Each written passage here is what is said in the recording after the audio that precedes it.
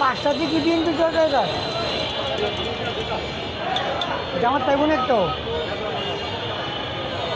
জামাত মনে হয় একটা পাবো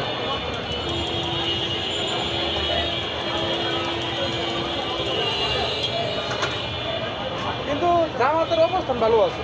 কোথায় জামালপুরে আসন পাবো না অবস্থান ভালো আছে মানে অবস্থান ভালো মানে ইয়ে হবে প্রতিদ্বন্দ্বিতা হবে হ্যাঁ প্রতিনিধিত্ব হবে কিন্তু আসন পাইতে দেবে না বলা যায়